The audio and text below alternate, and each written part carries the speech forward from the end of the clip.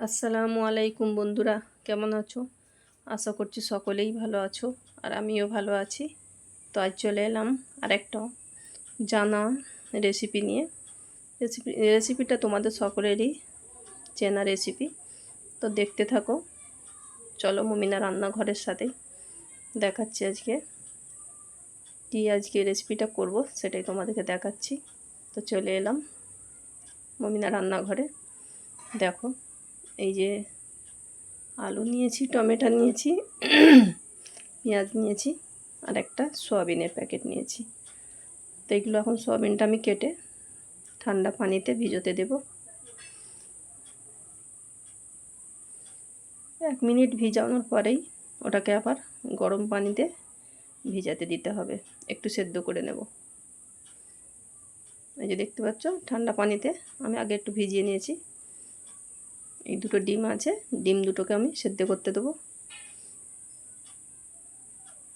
তা আলুগুলোকে ভালো করে কেটে নিচ্ছি, ভালো করে পরিষ্কার করে ছিলে নিতে হবে।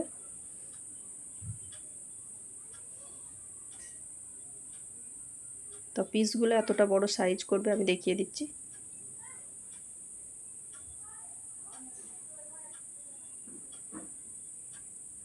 পারলে তুমি এরকমই সাইজটা রাখবে, মিডিয়াম সাইজ।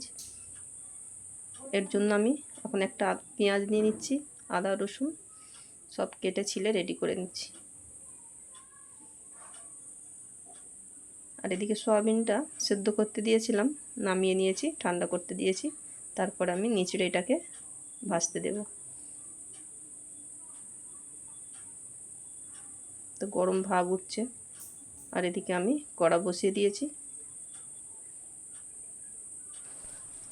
গরম কড়াতে হলুদ একটু দিয়েছি তেলের সাথে, কেননা ওইটা আলুটা ছিটকায় বলে, তো ওই জন্য একটু হলুদ ছড়িয়ে দিয়েছি যাতে করে না ছিটকায়। তো প্রত্যেক বন্ধুদের বলবো, তোমরা যখনই মাছ ভাজা করবে, আলু ভাজা করবে, একটু হলুদ ছড়িয়ে দেবে যাতে করে আর ছিটকে কোনো গায়ে পড়বে না, হাতেও পড়বে না। ওটা একটা নতুন টিপস। ডিমটা এবার ছাড়িয়ে নিচ্ছি, দুটোই গরম। তো আলুটা ভেজে তুলে নিয়েছি, ওই কড়াতেই ডিমটাও ভেজে নিয়েছি। এবার আমি ভেজে নেব সয়াবিনটা। তো কড়াতে অনেকটা মতো ধরে নিয়েছে, আর আমি পরিষ্কার করে নিইনি, ওটাই ভেজে নিয়ে একবারে পরিষ্কার করে নেব। তো গ্যাসের অবস্থা খারাপ হয়ে আছে, তেল ছিটকেছে।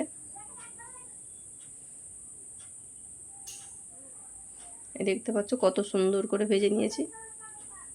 ডিম আলু দুটোই ভাজা হয়ে গেছে, আর এদিকে মশলাগুলো কাটা হয়ে গেছে। পেঁয়াজ কুচিটা এখন গরম তেলেতেই দিয়ে দিলাম। আদা রসুনের পেস্ট দিয়ে দিলাম। তো এতটা পরিমাণ ভালো করে ভেজে নেবে সময় ধরে। ভাজা হয়ে গেলে অল্প করে পানি দেব।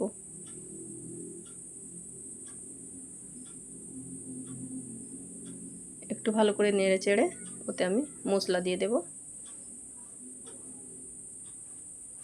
তো পরিমাণ মতো যতটা ওদিকে আলু সয়াবিন ততটাই আমাকে দেখে বুঝে মশলাটা দিতে হবে।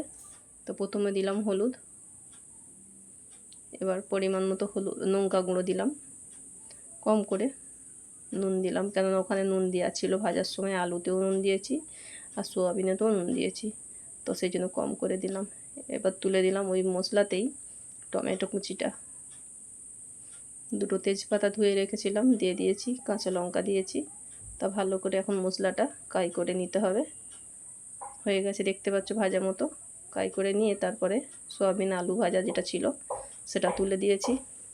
এবার ভালো করে নেড়ে চেড়ে কষে নিতে হবে। কষা কমপ্লিট হলে এবারে পানি পরিমাণ মতো দিয়ে দেব, ঝোল একটু থাকবে তো সেই মতো দিতে হবে। সয়াবিনটা খুব ভালোভাবেই সেদ্ধ হয়ে গেছে, কষতে কষতে ওদিকে একটু সেদ্ধ করে পানি ফেলে দেওয়া হয়েছিল। দেখতে পাচ্ছ কত সুন্দর রেসিপিটার ঝোল হয়েছে। তো দুটো ডিমও তুলে দিলাম। তো ঝোলটা দারুণ হয়েছে, দুর্দান্ত একটা রেসিপি বন্ধুরা। তো সাথেই থেকো বন্ধুরা, ভালো লাগলে একটা লাইক সাবস্ক্রাইব করে দিও। আর মুমিনা রান্নাঘরের সাথেই থাকো, দেখতে থাকো মুমিনা রান্নাঘর। ততক্ষণ তোমরা আবার পুরনো একটা রেসিপি নিয়ে আসবো। ততক্ষণ তোমরা সুস্থ থাকো, সাবধানে থাকো আর দেখতে থাকো মমিনা রান্নাঘর। আল্লাহ হাফেজ।